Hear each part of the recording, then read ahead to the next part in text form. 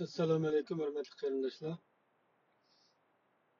Doktor Memtimin A'lo apandim yozgan Uyg'urlar psixologiyalik urushda degan kitobning davomini anlatamiz. Yana bir nuqtadan bu sepil Xitoy tarafidan qutratqu, vahshiy va tajovuzkor deb idrok qilinadigan shimolliklar bilan qanoat va bo'ysunishga ko'ngan janubliklar o'rtasidagi fasilni ko'rsatadi.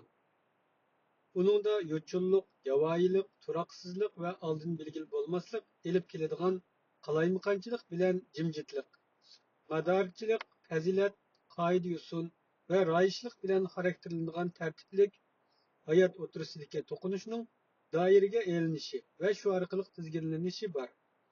Tag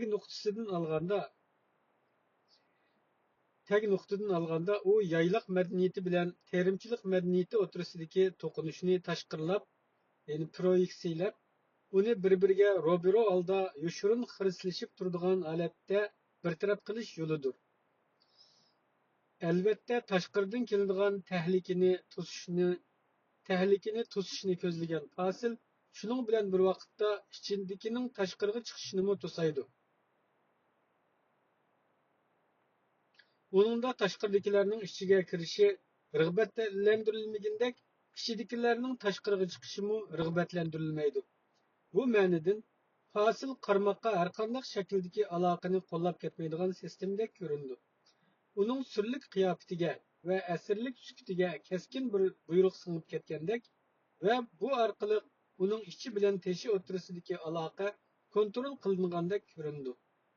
Vaholanki, aloqaning bu xil shaklda cheklanishi zidlik nuqtasidan elib aytganda texmi cho'nqur aloqaning ro'y berishini barliqqa keltirdi.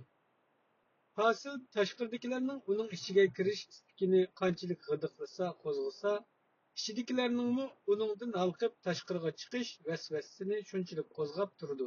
Demak, fasil qiziqishning manbasidir. Sepil o'z-o'zini inkor qiladigan qurilmadir. U o'zining funksiyasini o'zi paydo qilishdan saqlanolmaydigan sirliqlik orqali inkor qilg'uchidir. Chunki u qo'g'dalmoqchi bo'lgan bir narsani ziyoda sirliqlashtirib etish orqali uni texmi qattiq qo'g'dalishga majbur qiladi. Sepil orqali sirliqlikqa o'ralgan ish teshining uni bilish va hatto bo'ysundirish istikini kuchaytiradi.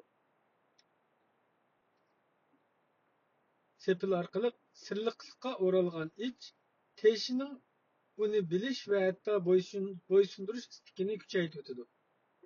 Romantik ma'nisiga ko'ra u sirliqlik san'atidir. Realizmlik ma'nisiga ko'ra u hayot qilishga urinish haqidagi olamshumul sapchilikdir. Mazkur sepilning odamni qaymoqtiradigan bir nuqtasi bor. Sepilning qurilishi Xitoylarning terimchilik madaniyatining muhim xususiyati bo'lgan ishga yuzlanib to'plashib yashash shaklini texmi namoyon qiladi. Bu mana shu hayotlik shaklini qo'g'dashdagi bir amaldir. U o'z madaniyatini yotlarning buzg'unchiligidan qo'g'dash haqidagi uchiga chiqqan baxtlik amal bo'lib qolmasdan, balki yana barliq amallarning tugaganligi ma'lum bo'lgandan keyingi eng oxirgi amaldir. U amalsiz holda o'ziga, ya'ni o'zining tuproqining ichkariga chekinishdir. U amalsizlikqa o'zini qamash shaklidir. U xuddi yovning hujumiga bardoshlik berolmay, oxiri shahriga chekinib, uning sepillarining orqasida jinini saqlashga o'xshaydi. Yoki u xuddi amalsizlikda o'zini o'ltirib olishdek bir xil ziddiyatlik amalga o'xshaydi. Ammo keskin qilib aytganda, u hayot qilish haqidagi eng g'aljirona urinishdir.